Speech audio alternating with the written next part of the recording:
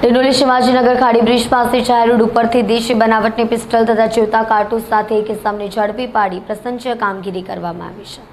વડાપ્રધાન ગુજરાત રાજ્યની મુલાકાતે પધારનાર હોય તે સંદર્ભે રાજ્યમાં કાયદોની વ્યવસ્થાની પરિસ્થિતિ સામાન્ય રહે તે માટે તકેદારીના ભાગરૂપે પોલીસ મહાનિર્દેશક અને મુખ્ય પોલીસ અધિકારી દ્વારા કોમ્બિંગ નાઇટનું આયોજન કરવામાં આવ્યું છે। અનુસંધાને તેમજ આગામી સમયમાં યોજાનાર લોકસભા સામાન્ય ચૂંટણી 2024માં કાયદોની વ્યવસ્થાની પરિસ્થિતિ જળવાઈ રહે, સમગ્ર ચૂંટણી મુક્ત અને ન્યાયી વાતાવરણમાં યોજાય, કોઈ અનિચ્છનીય બનાવ ન બને તે માટે શહેર પોલીસ કમિશનર અનુપમસિંહ ગહેલોતે કોમ્બિંગ નાઇટ દરમિયાન અલગ અલગ ટીમો બનાવી પોલીસ સ્ટેશન વિસ્તારમાં સઘન પેટ્રોલિંગ તથા વાહન ચેકિંગ કરી ગુનાહિત ઇતિહાસ ધરાવતા ઇસમો સામે કાયદેસરની કાર્યવાહી કરવા સૂચના આપી માર્ગદર્શન આપ્યું।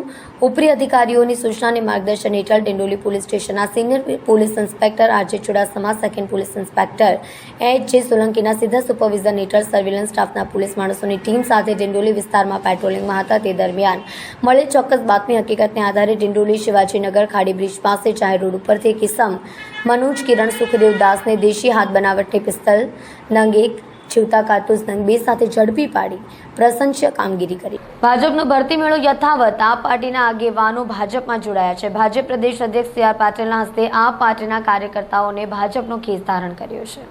લોકસભાની ચૂંટણી પહેલા નેતાઓનો પક્ષપલટો શરૂ જ છે। સુરતમાં આમ આદમી પાર્ટીને મોટો ફટકો લાગ્યો છે। માલધારી સેલના ઉપપ્રમુખ પિયુષ દેસાઈની હાજરીમાં તમામ કાર્યકર્તાઓ ભાજપમાં જોડાયા હતા। તેમણે આમ આદમી પાર્ટીની વિચારધારાને પાર્ટીનું ટોચનું નેતૃત્વ જ અમલી ન કરતું હોવાનો આક્ષેપ લગાવ્યો હતો। નેતાઓની કથની અને કરણીમાં ફરક હોવાનું કહ્યું હતું। કાર્યકર્તા તન મન ધનથી સેવા કરતા હોવા છતાં પણ તેમની કદર પાર્ટીમાં થતી ન હોવાનો આક્ષેપ લગાડ્યો હતો। ભાજપ પ્રદેશ અધ્યક્ષ સી.આર. પાટીલના હસ્તે ભાજપને ખેસ પહેરી પક્ષમાં જોડાવ્યા હતા। આમ આદમી પાર્ટીમાં માલધારી સેલના પ્રદેશ ઉપપ્રમુખ રહી ચૂકેલા પિયુષ દેસાઈએ જણાવ્યું હતું કે આજે અમે અમારા માલધારી સમાજમાં યુવકો અને આમ આદમી પાર્ટીમાં અલગ અલગ હોદ્દા ઉપર રહેલા વ્યક્તિઓ ભારતીય જનતા પાર્ટીમાં જોડાયા છે। આપમાં અમે કામ કરતા હતા, પરંતુ ત્યાં લોકોના પ્રશ્નોનો ઉકેલ આવતો ન હતો। એને કારણે આખરે અમારે આમ આદમી પાર્ટી છોડવી પડી છે। હાલ આજે અમે ભાજપના પ્રદેશ અધ્યક્ષ સી.આર. પાટીલની હાજરીમાં ભાજપ જોઈન કરી લીધું છે। ભાજપ માટે હવે અમે તન મન ધનથી કામ કરીશું। ભાજપની વિચારધારાને કારણે અમે ભાજપમાં આવવાનો નિર્ણય કર્યો છે। આમ આદમી પાર્ટીમાંથી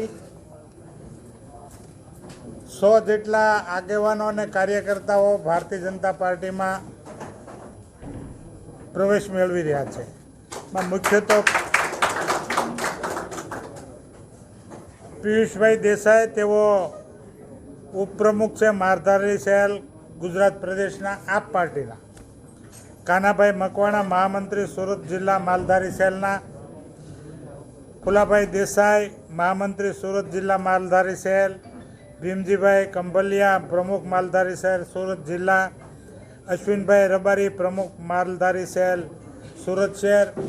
સાથે સાથે ઘણા બધા આગેવાનો અને કાર્યકર્તાઓએ આજે ભારતીય જનતા પાર્ટીમાં પ્રવેશ મેળવ્યો છે। હું એમને પાર્ટીમાં આવકારું છું અને આવનારા દિવસોમાં જે ચૂંટણી આવી રહી છે ત્યારે આ બધા જ કાર્યકર્તાઓ ભારતીય જનતા પાર્ટીમાં પ્રવેશ મેળવ્યા પછી પોતપોતાનું વતન હોય, સુરત શહેર હોય કે દરેક ક્ષેત્રે પોતે પ્રચાર કાર્યમાં જોડાઈ જશે એવી એમણે પણ રજૂઆત કરી હતી કે અમે ભારતીય જનતા પાર્ટીનો પૂરજોશમાં પ્રચાર કરીશું।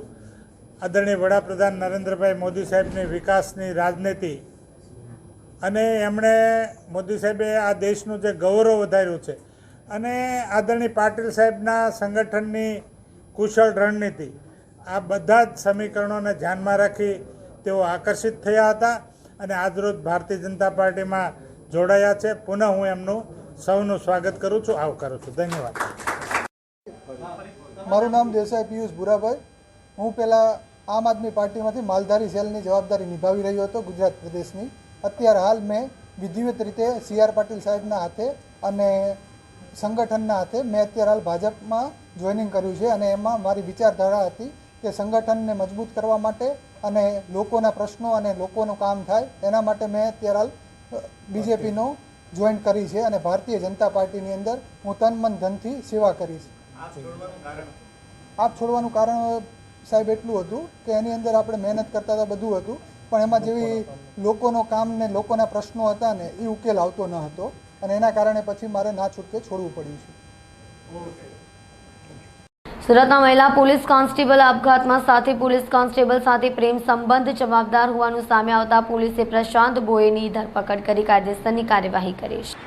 સુરતમાં 26 વર્ષીય આદિવાસી મહિલા પોલીસ કોન્સ્ટેબલે કથિત રીતે પોતાના મહિલા મિત્રની સાથે રહેતા આવાસમાં કથિત રીતે આત્મહત્યા કરતા મૃત્યુ પામી હતી. પોલીસે કોન્સ્ટેબલની ઓળખ મહેન્દ્ર ચૌધરીની પુત્રી હર્ષા ચૌધરી તરીકે આપી હતી, જે સિંગણપુર પોલીસ સ્ટેશનમાં લોકરક્ષક દળમાં ફરજ બજાવતા હતા.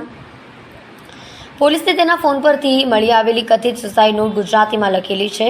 હું મારા જીવનથી કંટાળી ગઈ છું. મારા જીવનનો કોઈ અર્થ નથી. મેં એક વિશ્વાસ કર્યો હતો અને તે મેં ભૂલ કરી હતી. સુરતના સિંગણપુર પોલીસ મથકની મહિલા પોલીસ કોન્સ્ટેબલના આપઘાત કેસ મામલે પોલીસ તપાસમાં પ્રેમ પ્રકરણ સામે આવ્યું છે. જેમાં સાથી પોલીસ કર્મચારી અને મહિલા પોલીસ કોન્સ્ટેબલ વચ્ચે પ્રેમ સંબંધ ચાલી રહ્યો હતો અને છેલ્લા 10 દિવસથી બંને સંપર્ક વિહોણા બનતા હતાશામાં આવી તેણીએ પગલું ભર્યું હોવાનું સામે આવ્યું હતું. સમગ્ર ઘટનામાં પોલીસ તટસ્થ તપાસ કરતા પ્રેમ પ્રકરણ સામે આવ્યું હતું. આ અંગે પોલીસે દુષ્પ્રેરણાનો ગુનો નોંધી પોલીસ કોન્સ્ટેબલ પ્રશાંત ભોઈની ધરપકડ કરી કાયદેસરની કાર્યવાહી કરી હતી.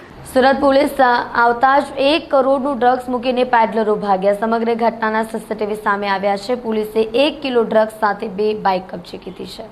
સુરત શહેરમાંથી વધુ એક વખત ડ્રગ્સ પકડવામાં પોલીસને સફળતા સાંપડી છે. સોજી અને પીસીબી પોલીસની ટીમે લાલગેટ વિસ્તારમાંથી 1 કરોડની કિંમતનું મેફેડોન ડ્રગ્સ ઝડપી પાડ્યું છે. જોકે બંને આરોપીઓ ભાગી છૂટવામાં સફળ થયા છે. હાલ પોલીસે આ ગુનો નોંધી વધુ તપાસ હાથ ધરી છે. હકીકતમાં પોલીસને બાતમી મળી હતી કે મોહમ્મદ આસિફ ઇકબાલ ઉર્ફે પસીના શેખ અને શહેબાઝ ઇરશાદ હુસેન ખાન નામના 2 ઇસમો વચ્ચે લાલગેટ વિસ્તારમાં ડ્રગ્સની મોટી ડીલ થવા જઈ રહી છે. બાતમીને આધારે એસઓજી અને પીસીબી પોલીસની ટીમ લાલગેટ વિસ્તારમાં આવેલા લાલ મિયા મસ્જિદની સામે મદ્રેસા ઇસ્લામિયા સુફીબાગની શાખાની આસપાસ વોચ ગોઠવી હતી. દરમિયાન બંને ઇસમો વચ્ચે ડ્રગ્સની ડીલ થઈ રહી હતી ત્યારે જ પોલીસે દરોડો પાડ્યો હતો. જોકે પોલીસને જોઈને બંને પેડલરો મોપેડ અને ડ્રગ્સ ભરેલી બેગ ફેંકીને નાસી છૂટ્યા હતા. પોલીસે ચેક કરતા બેગમાંથી 1 કરોડની કિંમતનું 1 કિલો મેફેડોન મળી આવ્યું હતું. પોલીસ દ્વારા ભાગી છૂટેલા બંને આરોપીઓને પકડવાનો પ્રયાસ કરવામાં આવ્યો હતો, પરંતુ તેઓ હાથ લાગ્યા નહોતા. આ સમગ્ર ઘટના સીસીટીવી કેમેરામાં પણ કેદ થઈ ગઈ છે. હાલ તો પોલીસે ડ્રગ્સ, મોબાઈલ, મોપેડ અને બાઇક સહિત કુલ 1.23 કરોડનો મુદ્દામાલ જપ્ત કર્યો છે. જ્યારે આ મામલે લાલગેટ પોલીસ મથકમાં એનડીપીએસ એક્ટ અંતર્ગત ગુનો નોંધીને ફરાર થઈ ગયેલા બંને ઇસમોની ધરપકડ માટે તપાસના ચક્રો ગતિમાન કર્યા છે. कल 29 अप्रैल को सूरत शहर स्पेशल ऑपरेशन ग्रुप को एक सूचना मिली, जिस सूचना के मुताबिक उन्होंने ऑपरेशन प्लान किया और 2 बाइक सवारों के बाइक से 1 करोड़ एमडी ड्रग्स, जो जिसका वेट करीब 1 किलो है, जब्त की. दोनों बाइक सवार भागने में सफल रहे, लेकिन उनके नाम हम लोग को पता है और एसओजी की टीम और सूरत शहर क्राइम ब्रांच की टीम लोकल थाने के साथ मिलकर उनको ढूंढने में लगी है और उनको जल्दी ही ढूंढ लिया जाएगा. સુરત લોકસભા બેઠક ભાજપ બિનહરીફ જીત્યું છે, પરંતુ નવસારી અને બારડોલી લોકસભા બેઠકના કેટલાક વિસ્તારમાં સુરત જિલ્લામાં આવતા હોવાથી ત્યાંના મતદારો મત આપી શકશે.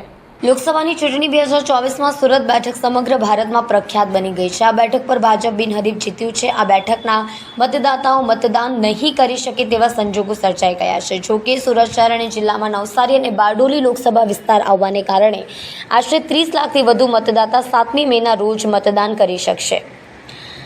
સુરત શહેરના લિંબાયત, ઉધના, મજુરા, 84 વિસ્તારમાં રહેતા લોકો અને સાથે જિલ્લામાં માંગરોળ, માંડવી, કામરેજ, બારડોલી, મહુવા વિધાનસભા વિસ્તારમાં રહેતા કુલ 30 લાખ જેટલા મતદારો મતદાનના અધિકારનો ઉપયોગ કરી શકશે.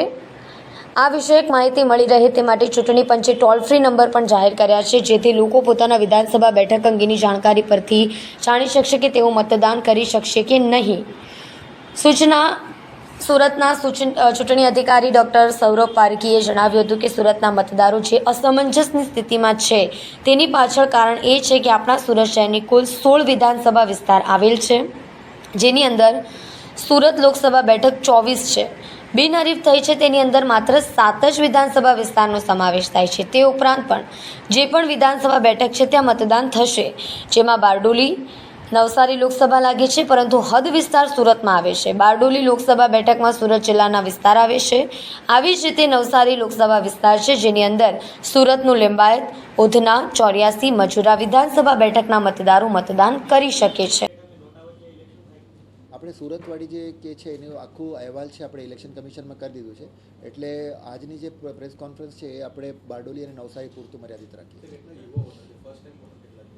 ફર્સ્ટ ટાઈમ વોટરને આપની જાણકારી આપી છે, અને જે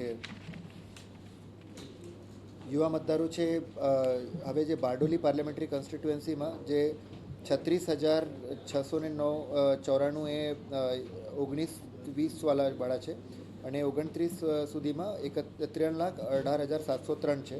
એ રીતે જ નવસારીમાં એકડો 2,66,373 છે, જે સુરત સિટીમાં સમાવેશ થાય છે.